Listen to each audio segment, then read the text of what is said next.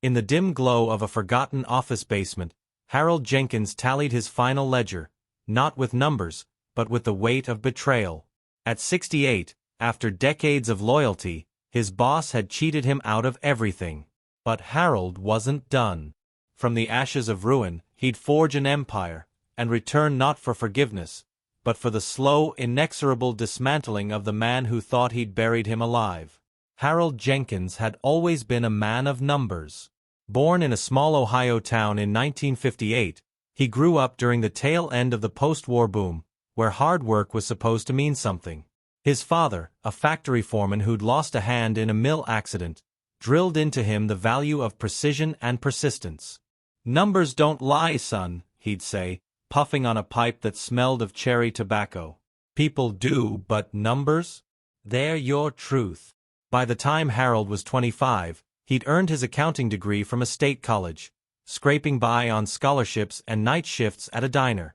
He landed his first job at Sterling & Associates, a mid-sized firm in Chicago that handled corporate audits for big players in manufacturing. It wasn't glamorous, endless spreadsheets, coffee-stained ledgers, and late nights under fluorescent lights, but it was steady. Harold married his high school sweetheart, Mary, and they raised 2 kids in a modest bungalow on the outskirts of the city. Life was predictable, like a well-balanced books. Over the years, Harold climbed the ranks slowly, methodically. By his 50s, he was the senior accountant, the guy everyone turned to when the numbers didn't add up. He uncovered discrepancies that saved the firm millions, caught embezzlement schemes before they spiraled, and even helped navigate the firm through the 2008 crash. His boss, Victor Lang, a slick 40-something who'd inherited the company from his father, called him Old Reliable. But behind the nickname was a condescension that Harold chose to ignore. After all, loyalty paid dividends, or so he thought. It started small. In 2018, at 60, Harold noticed irregularities in the firm's biggest client account, a pharmaceutical giant called PharmaCore. Overstated revenues, hidden liabilities, creative tax shelters that skirted the edge of legality. He brought it to Victor's attention in a private meeting. "This could blow up, Vic," Harold said, sliding a folder across the polished oak desk. "We need to report it, or at least advise them to correct it." Victor leaned back in his leather chair, a smirk playing on his lips. He was the picture of corporate excess. Tailored suits, a Rolex that cost more than Harold's car, and a vacation home in Aspen. "Harold, you're overthinking it. These are just optimizations. PharmaCore's our golden goose.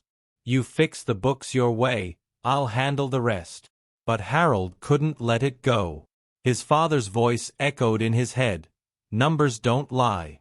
He dug deeper, compiling evidence in his spare time. When he presented it again, insisting on an internal audit, Victor's demeanor shifted. The next week, Harold was called into HR. "Budget cuts," they said. "We're streamlining." At 60, with a resume full of one-company loyalty, he was out. No severance beyond the minimum, no pension boost despite his years. Worse, Victor had twisted the narrative. Whispers spread that Harold was slipping, making errors due to age. The cheat was complete. Victor had used Harold's discoveries to quietly fix the issues, taking credit with PharmaCore and pocketing a fat bonus. Mary stood by him, but the blow was crushing. Their savings were decent, but not enough for the golden retirement they dreamed of. Harold took odd jobs, freelance bookkeeping for small businesses, tutoring accounting at the community college, but the fire in his eyes dimmed. Nights were spent in the garage, poring over old ledgers, replaying the betrayal.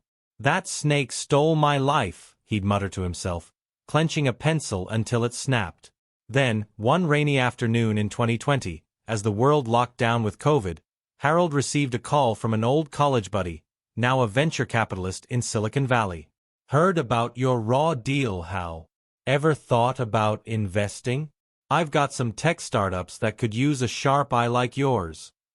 Harold hesitated. Investing wasn't his game. He was conservative, bonds and blue chips. But with time on his hands and a simmering rage, he dipped in. He started small, analyzing balance sheets for startups, spotting flaws others missed. His first investment, in a fintech app that streamlined audits, tripled in a year. It was the spark. Harold dove in, using his accounting acumen to vet opportunities. He avoided the flashy unicorns, focusing on undervalued companies with solid fundamentals but hidden potential. By 2022, his portfolio had grown to 7 figures. Mary worried, "Don't risk it all, Hal," but he was driven by more than money. Each gain was a brick in a wall of resolve. Victor Lang and Sterling and Associates? They'd pay. Not quickly, not loudly. Harold would be patient, like compound interest building over decades. He moved methodically. He incorporated a holding company, Jenkins Capital, and hired a young analyst to handle the day-to-day while he strategized from his home office. By 2024, at 66, he was worth $50 million, thanks to a biotech firm he'd backed that went public amid a health tech boom. But he lived modestly, same bungalow, same old Ford pickup. No one suspected the quiet retiree was amassing power.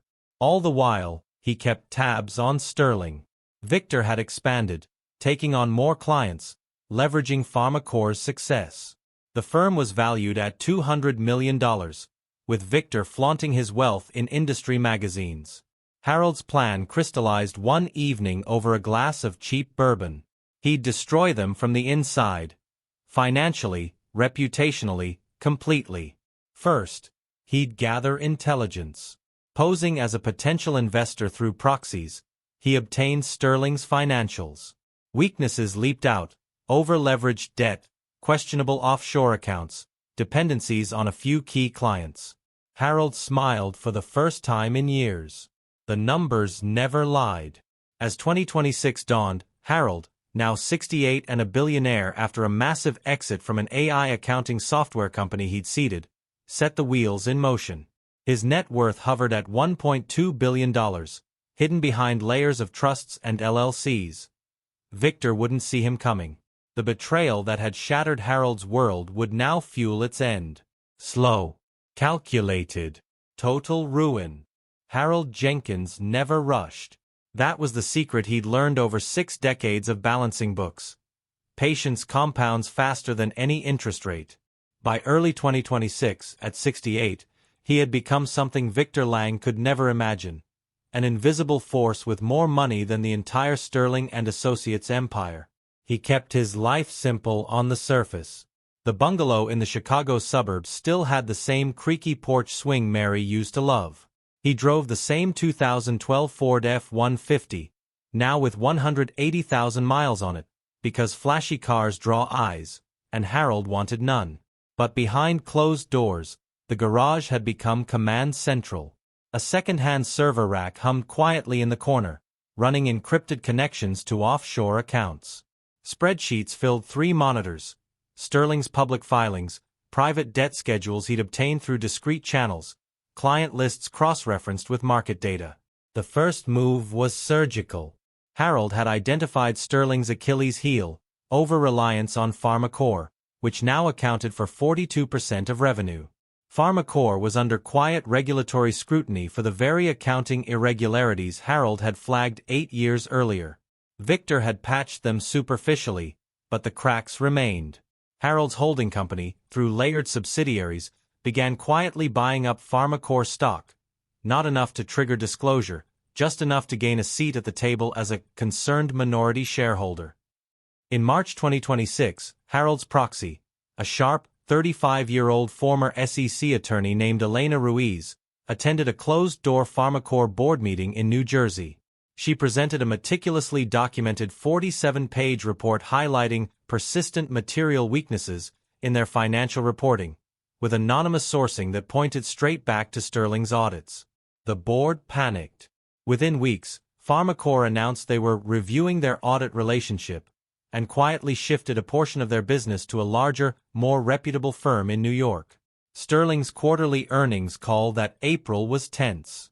Victor, still cocky in his Armani suit on the video screen, downplayed the loss: a minor client realignment, nothing structural. But the stock dipped 8%. Harold watched the call from his garage, sipping black coffee, a faint smile creasing his weathered face. It was working. He didn't stop there. Next came the debt play. Sterling had taken on heavy leverage during the post-pandemic expansion. $85 million in floating-rate notes, much of it held by hedge funds that were getting nervous about rising interest rates. Harold's team, now 5 people, all working remotely under strict NDAs, started buying those notes on the secondary market. Not all of them, just enough to become the largest single holder without alerting anyone. By July, Jenkins Capital controlled 28% of Sterling's senior debt. Meanwhile, Harold fed subtle leaks to industry blogs and a couple of investigative reporters he'd quietly cultivated. Nothing explosive yet, just whispers, questions about Sterling's aggressive revenue recognition, unusual related party transactions with offshore entities. The rumors were planted like seeds in fertile soil. Sterling's credit rating got a downgrade from BBB to BB+, bumping their borrowing costs. Victor had to issue a press release denying any issues, which only fueled more speculation. Harold's days were disciplined. Mornings, review market data over oatmeal. Afternoons, strategy calls with Elena and his small team. Evenings, long walks around the neighborhood, nodding to neighbors who still saw him as the nice retired guy who'd lost his job years ago. No one knew he was worth over $1 billion now, after cashing out big on that AI software exit and riding a quiet wave in undervalued industrial tech stocks. One evening in September, Harold sat at his old oak desk, the same one he'd used at Sterling for 35 years, salvaged when they cleared out his office, and opened an anonymous email account. He drafted a single message to Victor, subject line, "The last account." Victor, you once told me numbers don't matter when the story is good. I disagreed then. I still do. Regards, H. Jenkins. He attached nothing, no evidence, no threat. Just the email. Victor would recognize the name. Harold hit send at 11:47 p.m., then shut down the computer and went to bed. Sleep came easy these days. Victor's response arrived 3 days later. Angry, dismissive. A phone call to Harold's old landline, which he'd kept active just for this. Harold let it go to voicemail. Harold? This some kind of joke? You think you can scare me with cryptic bullshit? Stay in retirement, old man. You're out of your league. Harold saved the message. Evidence file number 47. By November 2026, Sterling stock had slid another 15%. Clients were jittery. 2 smaller accounts jumped ship after the credit downgrade. Victor was scrambling, layoffs in support staff, salary freezes, personal belt tightening, though he still flew private to Aspen. Harold's net position, debt holdings at 31%, plus a growing short position on Sterling stock through options that would pay massively if the company cratered. The storm was building. Harold knew the final blow would come soon. Personal, public, irreversible.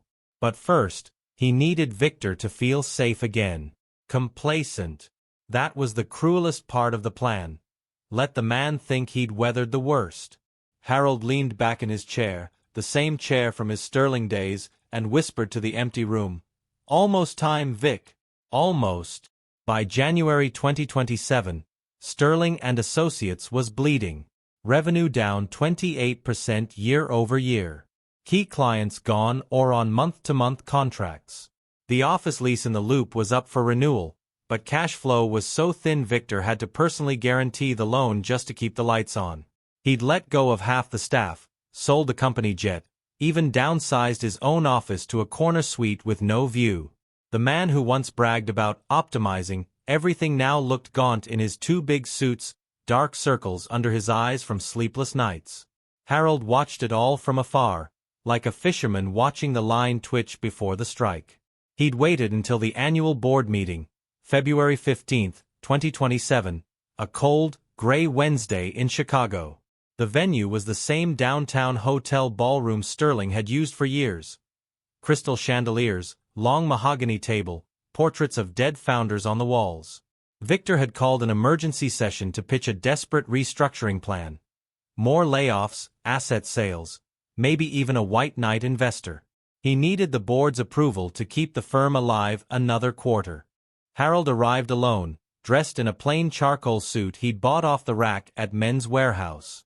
No entourage, no fanfare. He walked in quietly, took a seat at the far end of the table, and waited. The board, 7 men and women in their 50s and 60s, mostly Victor's hand-picked allies, didn't recognize him at first. Why would they? The last time most had seen Harold Jenkins, he was the gray-haired accountant in a cubicle, head down over ledgers. Victor entered last, sleeves rolled up like he'd been working hard, though everyone knew he'd spent the morning on damage control calls. He scanned the room, froze when his eyes landed on Harold. Harold. Victor's voice cracked on the single word. What the hell are you doing here? Harold stood slowly, hands folded in front of him. His voice was calm, almost gentle. I'm here as the controlling shareholder, Victor. Through Jenkins Capital and its affiliates, I hold 51.3% of Sterling and Associates common stock, plus 34% of the senior debt. That gives me certain rights. The room went still. One board member, a woman named Margaret Klein, who'd been with the firm since the 1990s, dropped her pen. Another coughed into his fist. Victor laughed, but it was hollow. This is a joke. You? A billionaire? Come on. Harold. You were let go for cause. You're bluffing. Harold didn't smile. He simply reached into his briefcase and slid a single thick envelope across the table. Inside, notarized share certificates, debt assignment documents, SEC filings showing every quiet purchase over the past 18 months. All legal. All ironclad. I wasn't let go for cause, Harold said evenly. I was terminated after I flagged material weaknesses in Pharmacor's reporting, weaknesses your firm covered up for years. I have the emails, the memos, the corrected ledgers you buried. And now I have the company. Victor's face drained of color. He looked around the table for support, but the board members were already flipping through the documents, murmuring. Margaret Klein spoke first. Mr. Jenkins, if this is accurate, the board has a fiduciary duty to consider a change in control. Victor slammed his palm on the table. This is my company. My father built it. Your father built it, Harold corrected quietly. You inherited it, then leveraged it to the hilt, cooked the books when it suited you, and threw away people who actually did the work. Like me. He turned to the board. I'm not here to negotiate. Effective immediately, I am exercising my rights as majority shareholder. Victor Lang is removed as CEO and chairman. A new interim board will be appointed, starting with Ms. Klein as chair. Sterling will be placed into receivership pending a full forensic audit. All executive compensation packages from the last 5 years will be clawed back where improper. And Victor, you're personally liable for the offshore accounts you set up in the Caymans. The IRS is already aware. Victor staggered back as if struck. You can't do this. I'll sue. You'll what? Harold asked, almost kindly. You'll tell the world how you cheated an old accountant out of his pension, his reputation, his future? Go ahead. I have 30 years of records. Every bonus you took on the back of my work. Every time you called me old reliable, while planning to replace me with cheaper kids. Security, hired by Harold's team that morning, entered the room. 2 men in dark blazers, polite but firm. Mr. Lang, one said, please come with us. Your access has been revoked. Victor looked wildly around the room. No one met his eyes. Margaret Klein stood. Victor, it's over. They escorted him out. He didn't fight, he just kept muttering, this isn't happening, this isn't happening. Harold remained standing until the door closed. Then he sat, opened his briefcase again, and pulled out one last document, a simple 1-page letter. He read it aloud, voice steady. To the former employees of Sterling and Associates who were wrongfully terminated, underpaid, or forced out due to age or integrity, a trust has been established in the amount of $42 million, funded from recovered executive compensation and asset sales. Each qualifying former employee will receive a distribution based on years served and documented harm. Applications open next week. No strings. No apologies needed from me. Just what was owed. Harold Jenkins. He folded the letter, placed it in an envelope, and handed it to Margaret. See that this goes out to everyone on the old payroll list. She nodded, eyes shining. You didn't have to do that. I know, Harold said. But numbers don't lie. And debts get paid. He walked out of the ballroom alone, past the empty reception desk, down the marble hallway. Outside, snow was falling, soft, silent, covering the city in white. He pulled his coat tighter, started walking toward the L train station 3 blocks away. No limousine. No press conference. Just a man going home. That night, in the bungalow, he sat on the porch swing with a cup of tea. The phone rang. Elena Ruiz. It's done, Hal. Stock halted at open tomorrow. Bankruptcy filing by end of week if we push. Pharmacorp's board already reached out. They want to settle quietly. Harold nodded to the empty night. Let them sweat a little longer. He hung up, looked at the stars barely visible through the city haze, and thought of his father. Numbers don't lie, Dad, he whispered. And sometimes, they settle the score. The swing creaked gently. For the first time in 9 years, Harold Jenkins slept without dreams of ledgers or betrayal. Just peace.